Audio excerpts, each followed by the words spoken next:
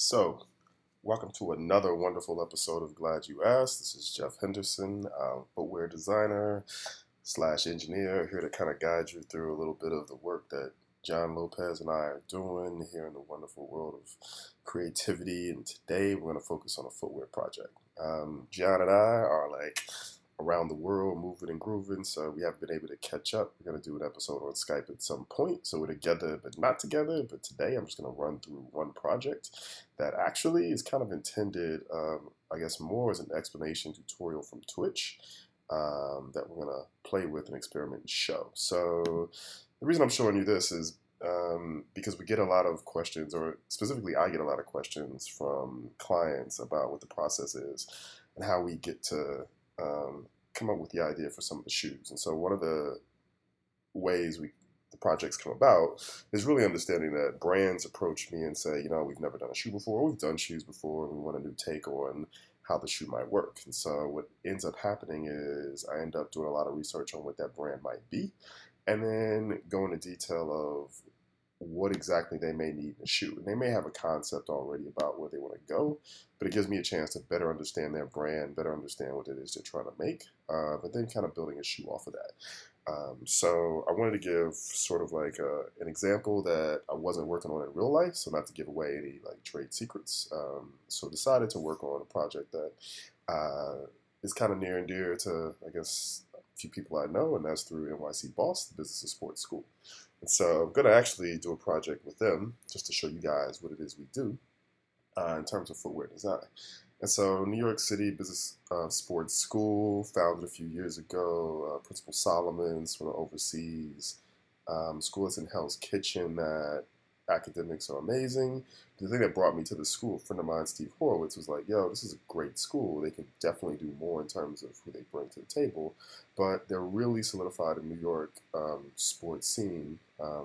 So if you look, like, here's some of the here's some of the articles that have been written about NYCBOSS. You tell them the background, their gym was opened by a couple future Hall of Famers in the NBA. So it's quite a sort of an amazing school if you think about what their potential is. So came in, decided to do some work with them, redid their website, and just created their uniforms, just to give them a sense of unity. It's one of the things that never really occurred to me. I was like, yo, let's just make some merch that they can wear and it'll double as their uniform. So that was kind of cool. But we also started picking up and going, let's give them something to sort of rally around. They have a yearly event, Mark John's basketball tournament. Anybody can sign up and play for. There's a few teams, the NFL team, there's ESPN, the magazine team. There's teams that kind of just play against each other. It gets a little chippy, so be careful out there because they're playing, they're really competitive. But we also have just their merch and everything I think that goes with what NYCBOSS is. You can see here, Liddell Moore's on the board.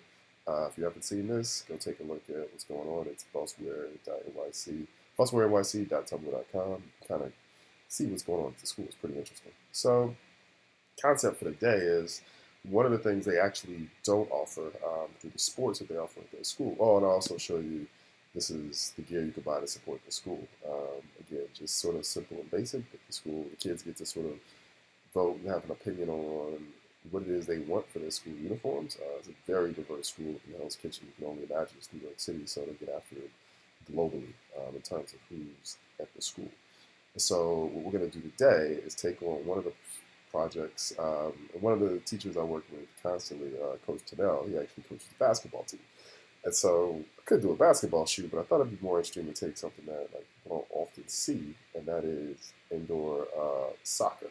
So we're actually going to take an attempt at futsal, which not that the school offers it, but it might be an interesting conversation of what gets built. And by the way, I've never done an indoor soccer shoe. So let's take a stab at what that might be. So we're going to kick it over here. We're going to do what I usually do is jump in Adobe Illustrator. And what I'm going to do is do everything from scratch. So this is going to be long, it's going to be boring. Feel free to fast forward. Feel free to, go have a drink of water, watch some TV in the middle of anything. But hopefully what I share is actually interesting to some people. Again, if only 5 people find it interesting, that's cool. So I actually have it saved as futsal.ai. Nice to fact that I have a capital A in there if you're catching that. Glad you asked who we are. And so you'll see I have one artboard kind of open. And I already brought in the logo that we created for the school. That's pretty much it. So now we're sort of starting from scratch. And so what I'll do is, and one thing to know, is the way I sort of work. This is the process, part of my process of piecemeal together, or all of my process I probably piecemeal from like 50 designers just to kind of show what it is I do and how I do it. And so one of the pieces that I learned from Dylan Raj was the idea of taking a gestalt of shoes. And so what I'll do here in layers, I keep doing that. I'll actually rename this layer sketches, call that the top layer. And what I'll do is I'll add another layer and call it, let's just call it old shoes. So what old shoes will be is I'll literally go into Google and look up indoor soccer shoes. Like I have to do my homework, so I have to figure out kind of what fits. And I can see, all right, that's an indoor soccer shoe from the Samba to the Mercurial. And so I usually bring up images. And so what I learned from Dylan Raj is like there's usually a gestalt that people sort of accept as this is what indoor soccer shoes look like. This is what I'm willing to play in. This is what's comfortable. So you can say these look different than basketball shoes in a different way. It's lower profile. It kind of has a low ankle support, even though some of them have socks. It's a bunch of everything. So the idea is like what would actually fit for Boss is important, but one of the things that has to be relevant is like the shoe has to actually look like a shoe that people view as futsal. Usually that's the install of the shoe. And I won't go heavy into like pulling up the full image because I don't really want the full image. I just want a little bit of the flavor of what the shoes might offer. So I'll grab a few things that I think are sort of interesting and compelling. Those are sort of what's called, I think, double lasted. So there's a midsole on the inside that sits under. I'll grab the Samba because, you know, it's the Samba. And then I'll bring in, let's see, it's another interesting shoe.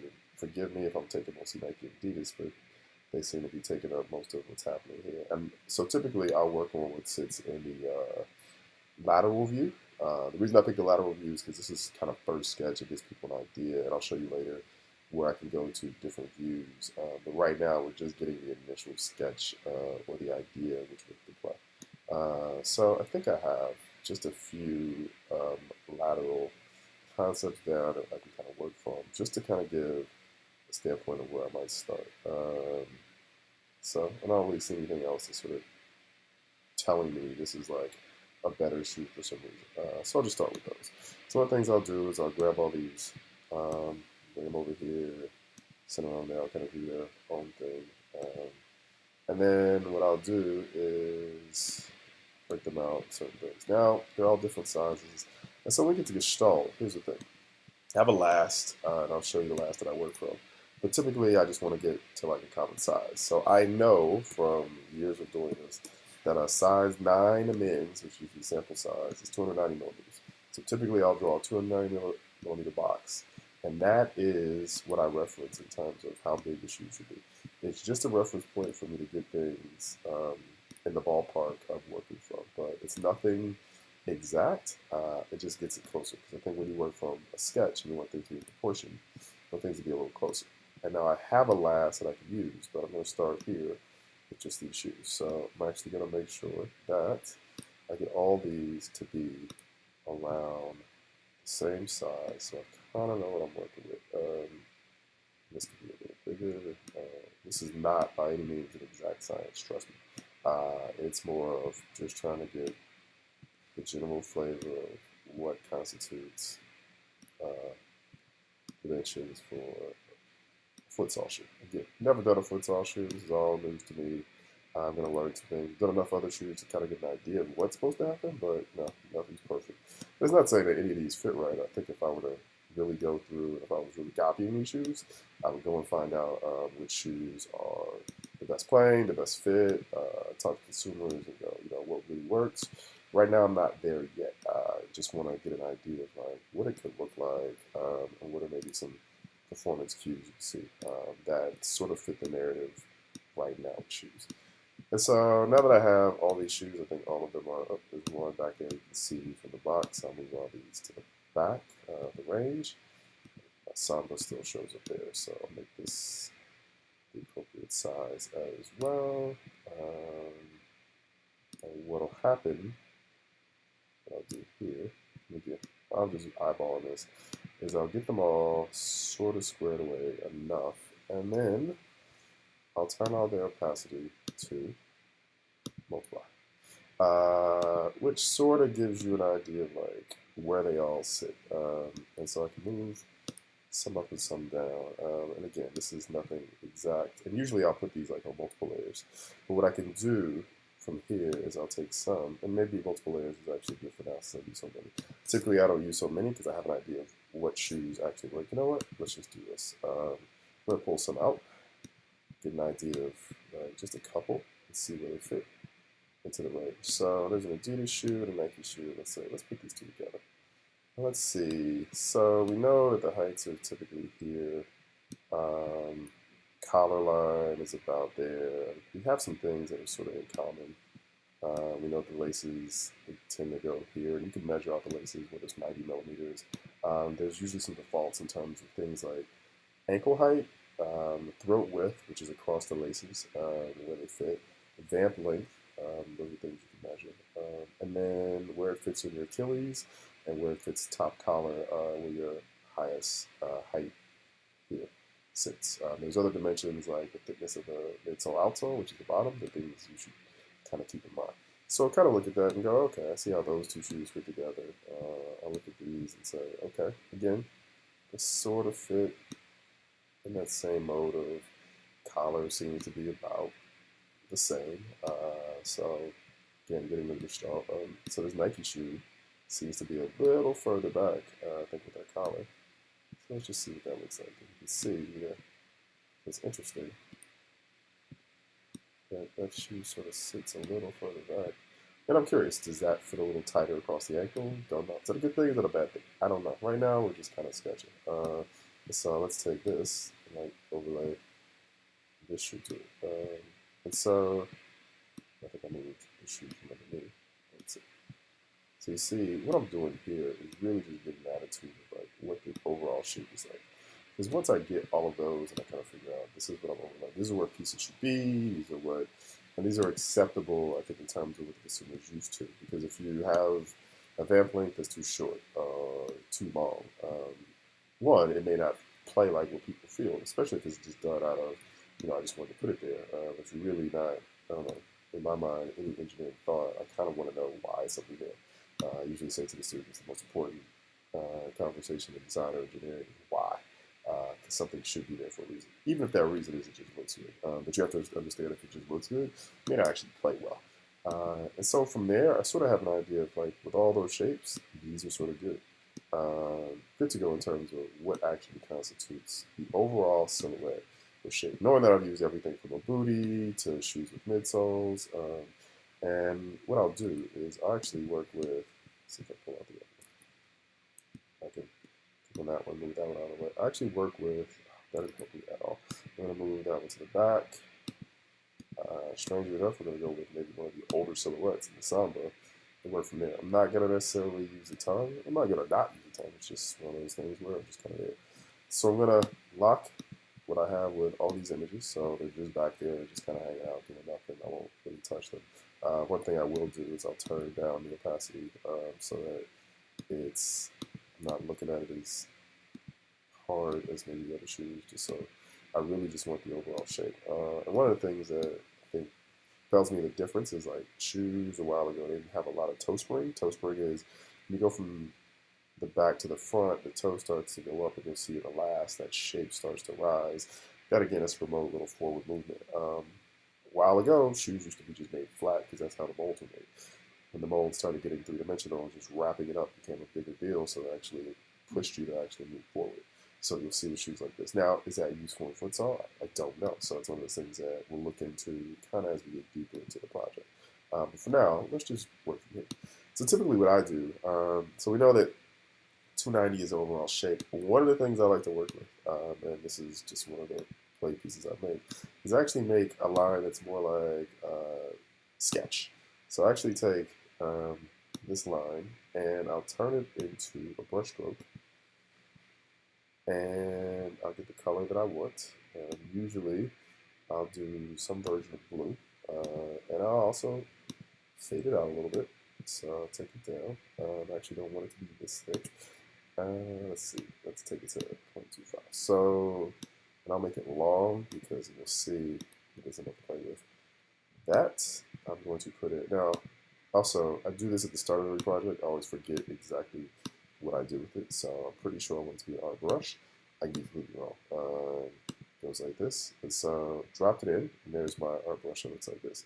So now, when I draw items, it start off as this blue white. You can see in here, it's this line. I actually want it to be like a brush stroke. So that is, it's a little bit of two things. One, it kind of gives me an idea of what's an actual component line I'm drawing with.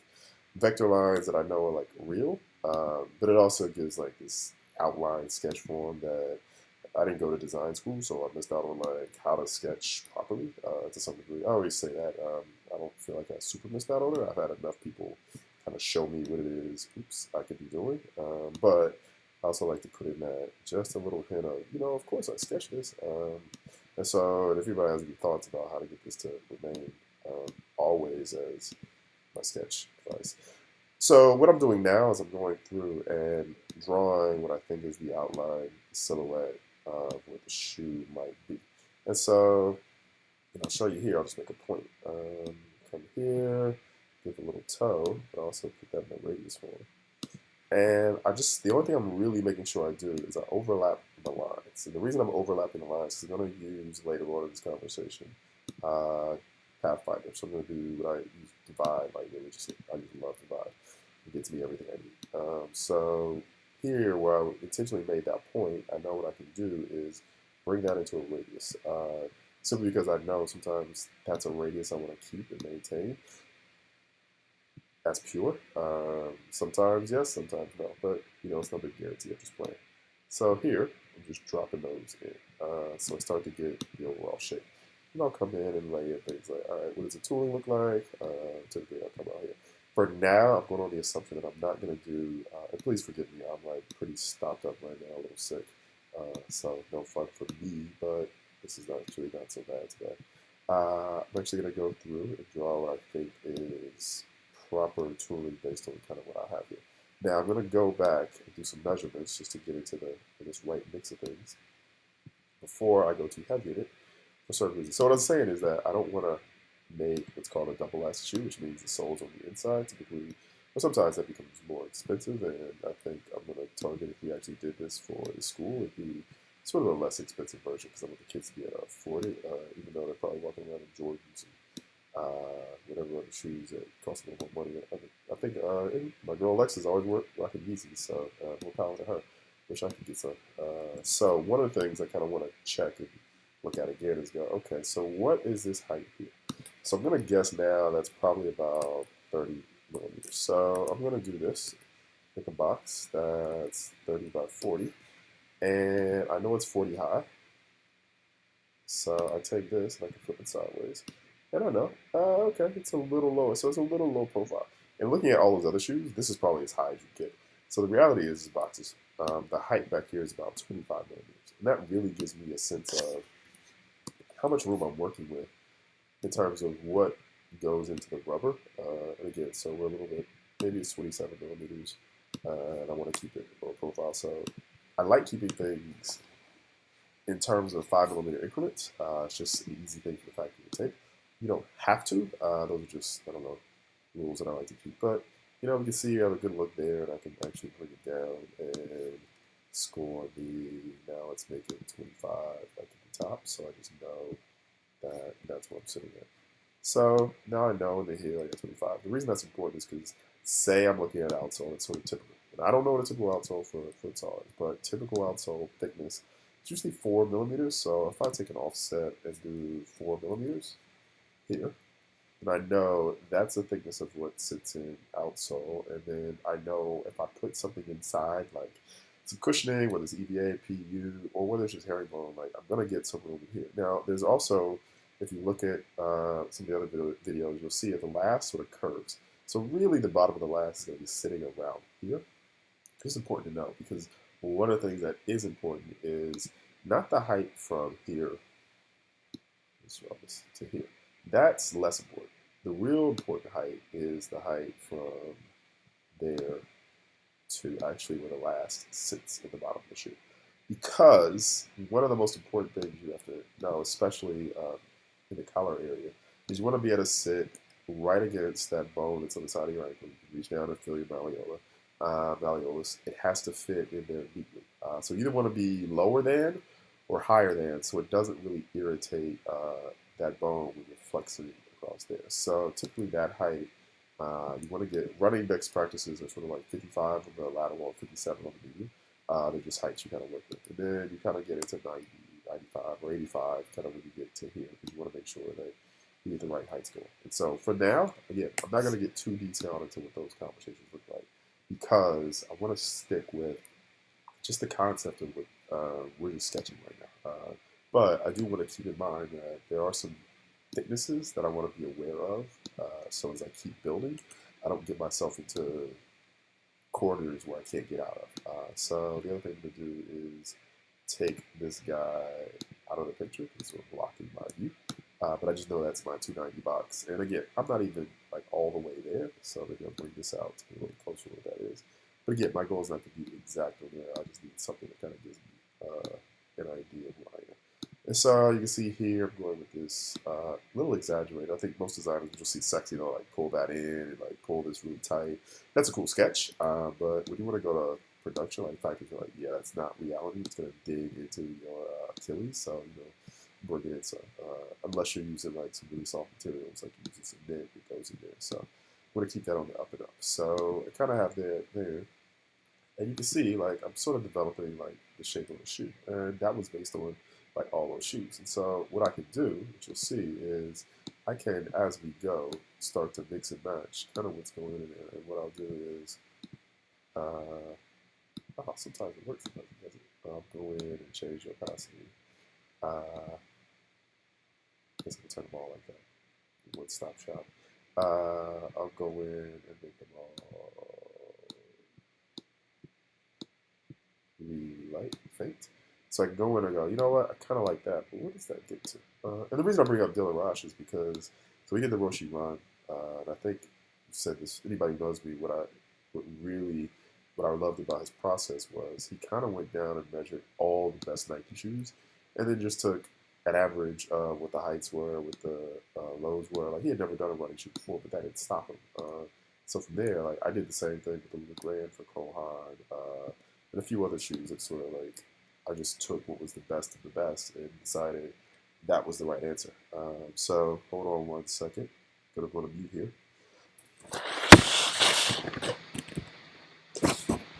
All right, back. Sorry about that. I'm going to edit that out. I really don't know what I'm doing with that. So, but you can see here we're a little tighter in terms of what comes up with the collar here. But I don't necessarily know that I like the tighter collar.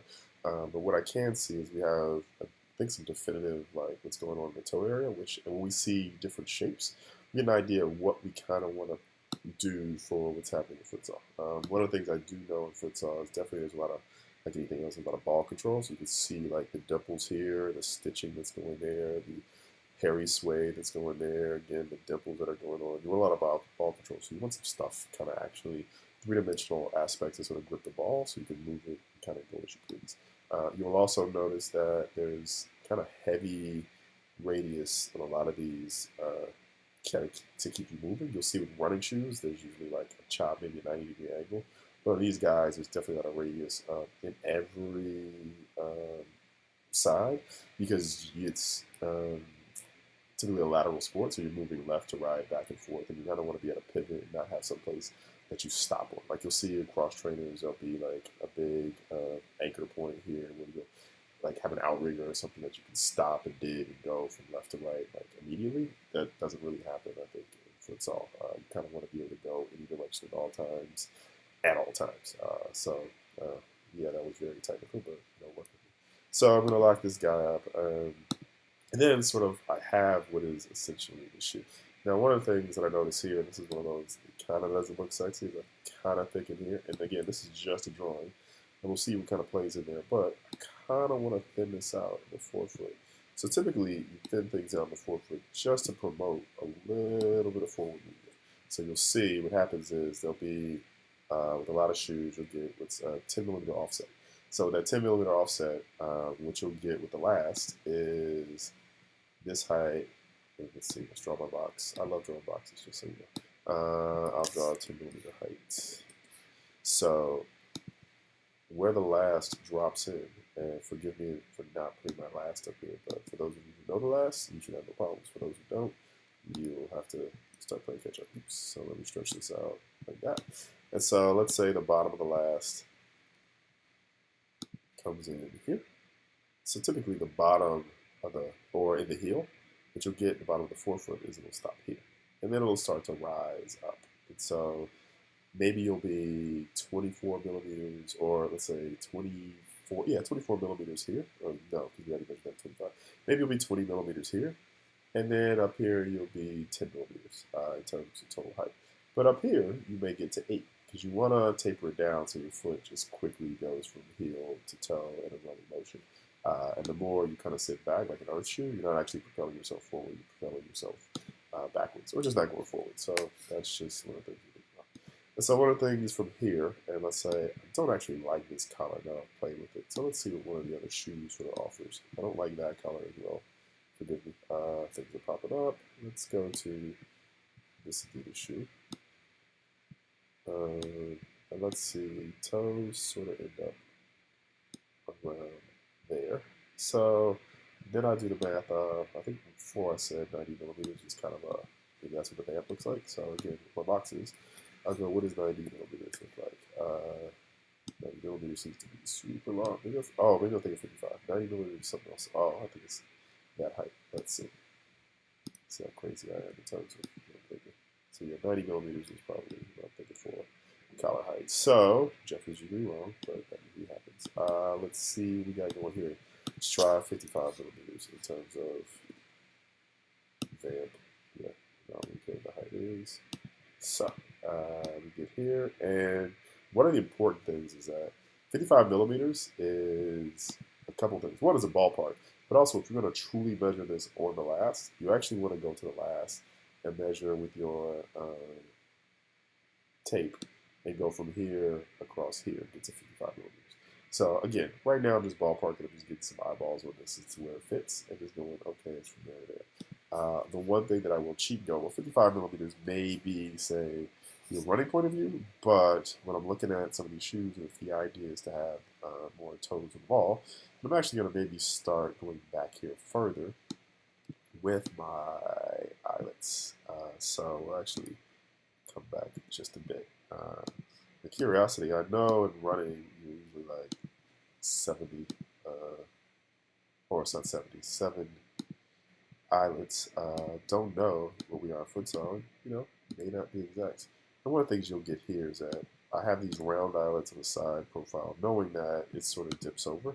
So it's not what you would get. You'd actually get the edge sort of like these would be sort of flat because you're turning the corner, blah, blah, blah, blah.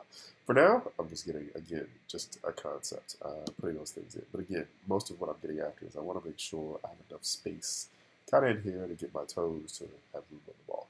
And so you kind of see kind of what's going on. And again, just a way to kind of keep the visual going. And I can shut this down. Actually, I don't want to use this because I like knowing that 25 is there. So here we are. We got the outside, so we're going to. Oh, one billion thing that I typically try to maintain is I want to save early, save often. To be honest, working a half hour without saving kind of throws me off. I probably should have done more, but now I'm dropping that save in kind of quickly. So you can see I'm going to bring this eyelet here. I feel like I could balance that out a little more. Again, maybe 5 is enough. Maybe it's not enough. Again, I'm just playing with some early concepts of which we can play with later. We just want to, for now, and what some of this is that if I'm working with a client, I kind of just want to get some feelers and some ideas out. And so knowing that this is a general shape of kind of what's to come, as a futsal shoe, I can work from here to kind of give them some ideas. And so what I'll do is I'll drop in this tongue that sort of shows the shape, and I'm going to put that in the back at some point. For now, I'm just going to leave her there because it's decent enough to show people what a tongue might look like. And so, again, this is what you get in terms of overall silhouette. And then there's a lot of things you can do to sort of play with and get people kind of in the mood. For now, all I really want to do is build out this thing and put some details in just to show people kind of what can come. So, again, I brought up the divide tool. So I'm actually going to take these guys, and I'll probably get done that a little more efficiently, but get over it. I'm going to go through and Pathfinder, crush that, and I'm actually going to make it that. And I'm going to ungroup because I don't want the eyelets, and then drop that guy into there, stick it in the back. And I'm going to take the soul, take these guys. Now let's see, I sometimes miss what's going on there. Somehow I missed that piece. Take those guys. Oh, I'm missing something over here. I have all of those. I copy them and I'm gonna put them up. I want to make sure that my points are, in fact, matching. Again, I'm faking some of this, so not that big a deal. But I'm gonna kind of stick that baby on there, black and white, and I'm gonna shift to the back. So, yeah, what I get with that is now I have full shoe, right? Giant red shoe. You can see here I didn't quite match this puppy up, so I'm gonna get this guy in there. Maybe you'll hit the intersect. What's going on there? So, kind of have that. Gives you sort of the overall silhouette of a shoe. It's not necessarily pretty, but it gives you dimensions of which you can work kind of within the realm of a shoe. So one thing I'll give is that this layout sort of gives people sort of the concept of, all right, what a shoe might look like. And let's go to like a little bit of a grayscale, get things working on. You want to get it as close to like a real shoe with as few sort of elements as possible. So one of the things I offer is also a little shadow, I guess at the bottom. We'll put sort of a heavier, darker front. And this is where, some designer friends will make fun of me of like, why do you even fake that? Like, if you're not going to do it right, don't do it at all. Yeah, it's true. But I dropped that in. Now the shoe's floating, but I'll stick it up there. Boom, send it to the back, and boom, all of a sudden it gives a little bit of dimensionality of kind of what's happening there. And again, these are like quick little cheats. Again, going in here and saying, I want to get to, one of the things that I typically do before I send things to the back is I go in and add some radius. So put some radius in there, and I'll radius that guy out like a lot, just to get an idea. And I'll come to the toe. Yeah, that's borders, space it out. Let's see. Oops. Let's see.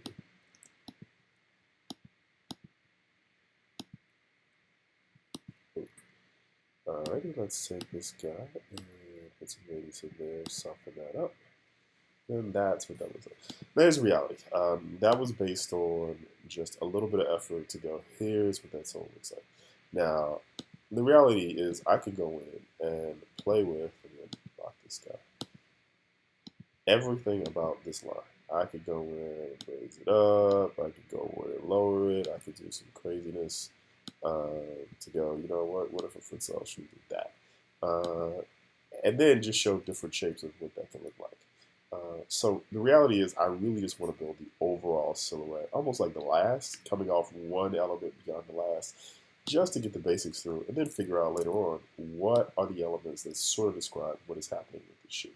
And so that is sort of the important part. So once we get there, I think now we have, I think, some elements that sort of, let's go in here and soften up this guy. And so what we can get is we can also build a little collar off of that just by using the outline. Let's see. Actually, let's use this line instead. Again, there's probably 10,000 ways that are faster than what I'm doing here, but I'm sure you'll all write in and tell me, why don't you just do this, Jeff? And I'll say, perfect. Because that's, again, the way I got to the point where I felt comfortable doing a lot of this stuff is I literally sit over other designers, look over their shoulders and go, yo, how'd you do that? And they go, I just did this. Vice versa. They'd be like, yo, how'd you do that so fast? And I say, just how it worked. So we'll come in here, we'll get rid of that guy, we'll come in and drop this line into there, and take this line to match into there, and then get that shoe is collar line.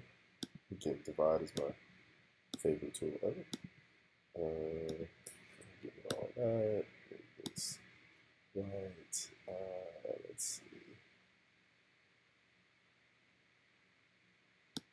And then drop that in there, and like that. And now we have the internal collar that's kind of sitting in there.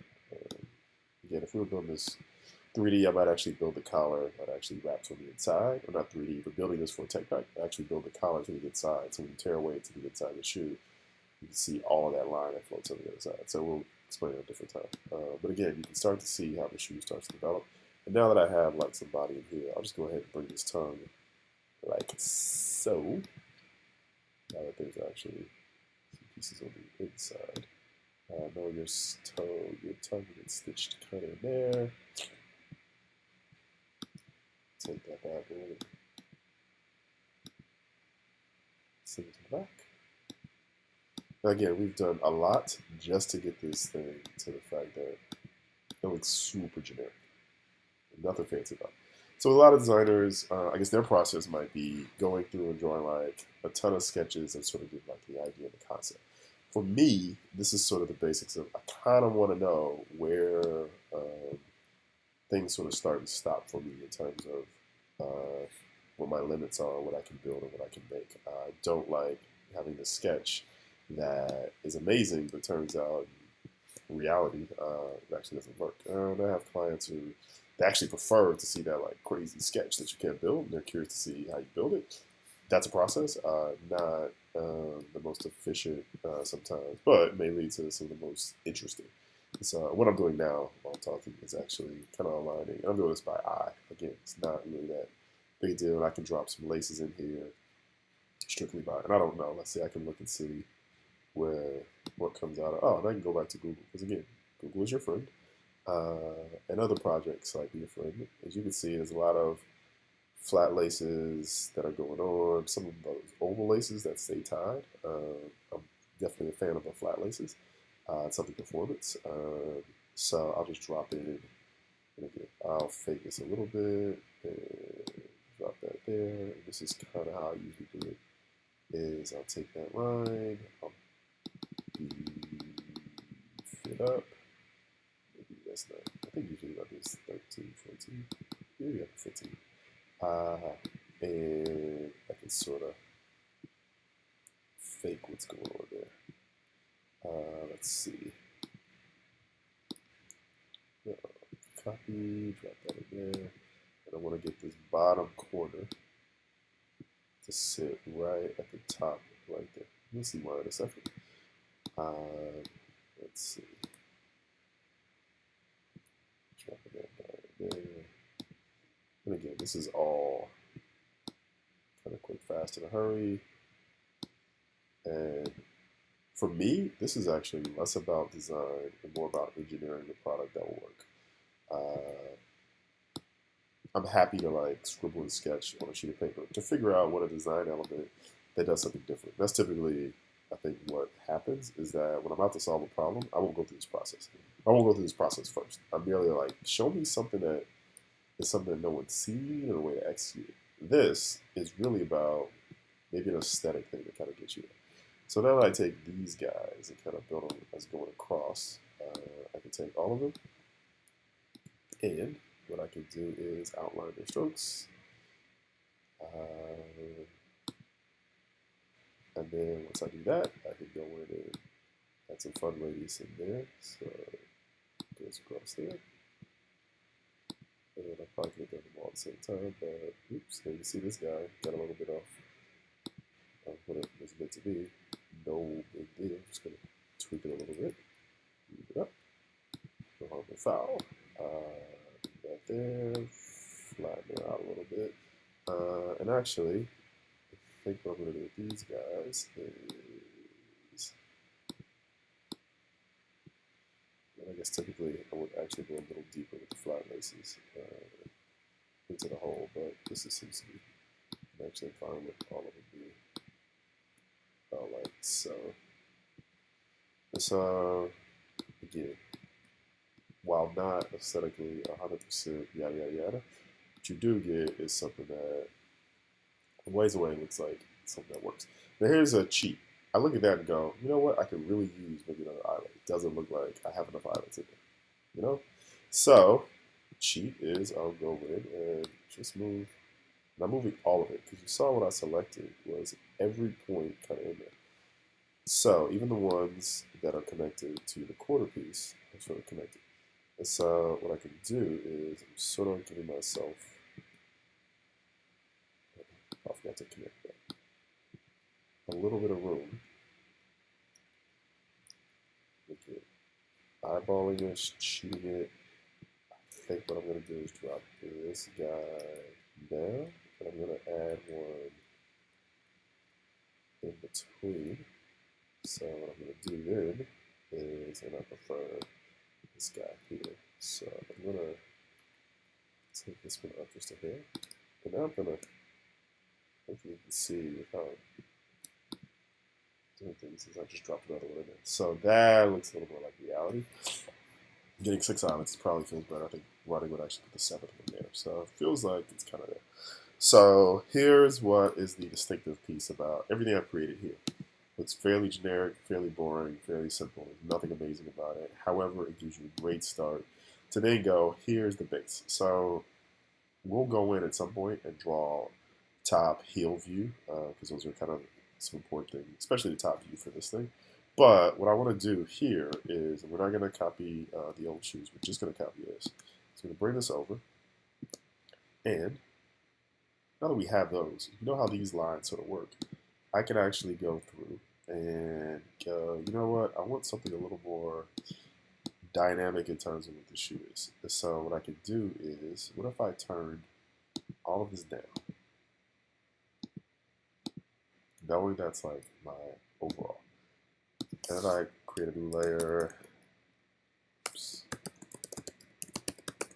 There you go. All right, so what is it I would do if I had all the room in the world to do whatever I want to do?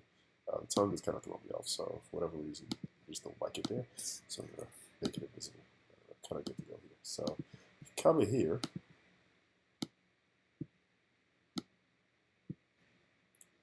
Get to the point where I actually want to make some more ridiculous sketches in terms of what this thing could be. Give it a little more sexy vibe, because nothing says that it has to be the way it is. So sometimes you want that as a style that goes with it, right? So we're a little bit aggressive with these lines in terms of how it can be, knowing that this is the shell it sort of sits on.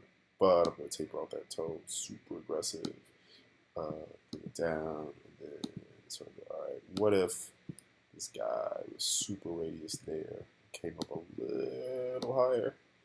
I'm trying not to look like shoes that I've worked with before, but sometimes it's natural. Shape of fear. So I'll get to here, make that like that, and let's see. And again, here I'm at least working from the known quantity of where my laces might be and where other pieces might be. So up there.